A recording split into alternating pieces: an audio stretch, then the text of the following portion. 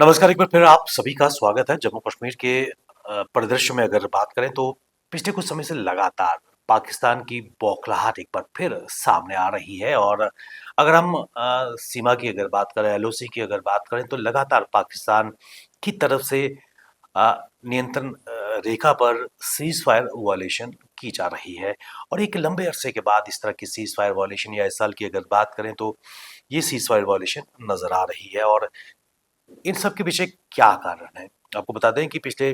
10 दिनों की अगर बात करें तो पाकिस्तान की तरफ से 8 ऐसे अटेम्प्ट्स किए गए हैं। नापाक हरकतें की गई हैं, चाहे हम बैट अटैक की अगर बात करें जिस तरह आईईडी प्लांट की गई थी जिसमें सेना के 2 एक ऑफिसर और एक जवान शहीद हुए थे और उसके बाद लगातार सीज़ फायर का वायलेशन पाकिस्तान कर रहा है। लेकिन सबसे महत्वपूर्ण बात कि क्या कारण है कि पाकिस्तान लाइन ऑफ कंट्रोल या फिर नियंत्रण रेखा पर इस तरह की कार्रवाई करने पर मजबूर होता नजर आ रहा है। आपको ये भी बता दें कि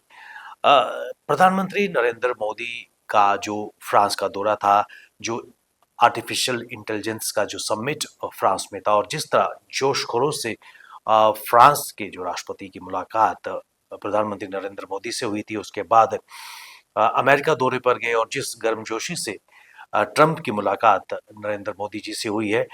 तो इससे भी कहीं न कहीं पाकिस्तान दबाव में आता नज़र आ रहा है और उसके बाद आतंकवाद को लेकर जो एक वर्ल्ड का पूरा एक वैश्विक दबाव भी नज़र आ रहा है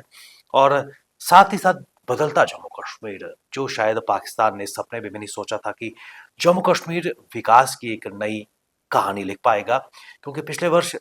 जो विधानसभा के चुनाव हुए थे, जिस तादाद में जम्मू कश्मीर के अवाम ने बढ़ चढ़कर मतदान की प्रक्रिया में भाग लिया और पिछले कई रिकॉर्डों को जो चुनाव के रिकॉर्ड थे उनको लिख डाला है, नए रिकॉर्ड लिख डाले हैं और जो शांति और विकास नजर आ रहा है, उसका दबाव निश्चित तौर पर पाकिस्तान पर पड़ता नजर आ रहा है और यही कारण है। और यही कारण है कि पाकिस्तान बौखला रहा है और इसके साथ-साथ जो नियंत्रण रेखा की अगर बात करें, ज़ीरो लाइन की अगर बात करें, वहाँ पर भी घुसपैठ के रास्तों को बंद करने के लिए सुरक्षा बलों की तरफ से तारबंदी भी की जा रही है और एलओसी पर जो बदली रणनीति है केंद्र सरकार की, जम्मू कश्मीर की एलजी प्रशासन की, आतंकवाद से निपटने के लिए उससे निश्चित तौर पर जो क्रॉस बॉर्डर टेररिज्म है, उस पे ना केवल अंकुश लग रहा है, बल्कि जो आतंकवादियों के जो फाइनेंशियल नेटवर्क हैं, उसके साथ-साथ नार्को टेररिज्म पर एक बड़ा प्रहार भी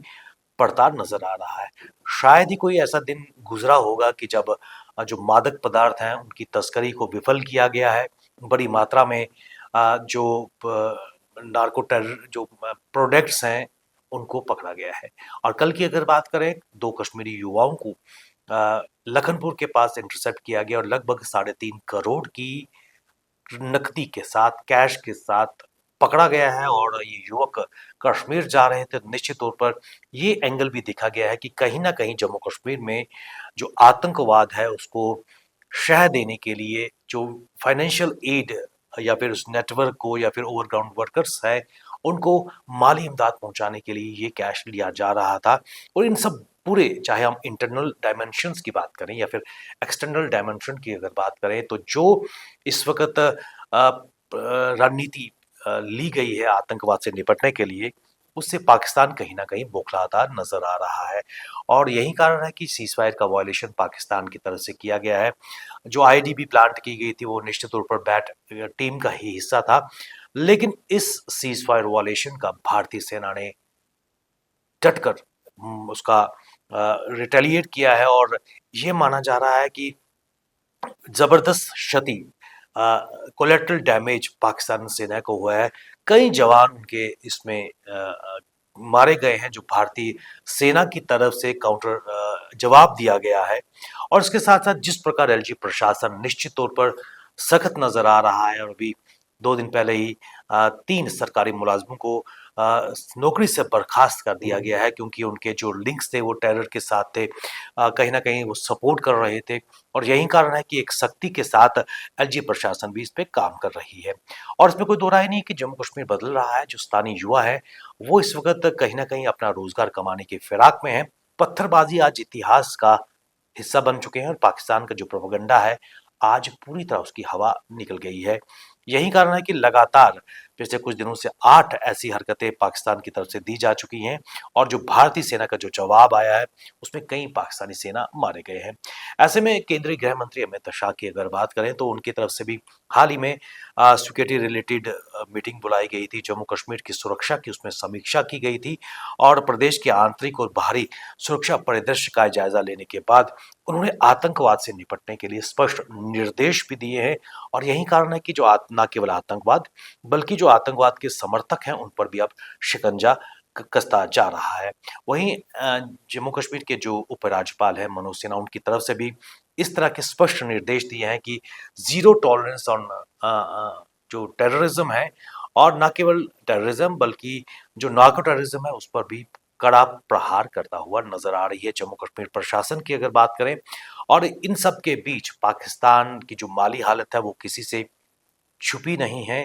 चैंपियंस ट्रॉफी के जो मैच हैं निश्चित तौर पर छिन चुके हैं और ऐसे में दुबई में आज जहां चैंपियंस ट्रॉफी का बिगुल तो बज जाएगा, लेकिन पाकिस्तान में जो स्टेडियम के काम की जो किरकिरी पूरे विश्व में हो रही है वो सबको जग जाहिर है। ऐसे में कहीं ना कहीं पाकिस्तान अपनी माली हालत से उबरने का प्रयास भी नहीं कर सकता है, लेकिन कहीं ना कहीं जम्मू कश्मीर में आतंक को पोषित करना उसकी एक मजबूरी है। और ऐसे में भारतीय सेना हमारी जो काउंटर इंटेलिजेंस है और जो जितनी भी सुरक्षा एजेंसीज हैं उनका जो नेटवर्क है काफ़ी स्ट्रांग है और बेहतर तालमेल से वो दुश्मनों के हर नापाक इरादे को नाकाम करने के लिए कार्य कर रही हैं। और पाकिस्तान की जो बौखलाहट है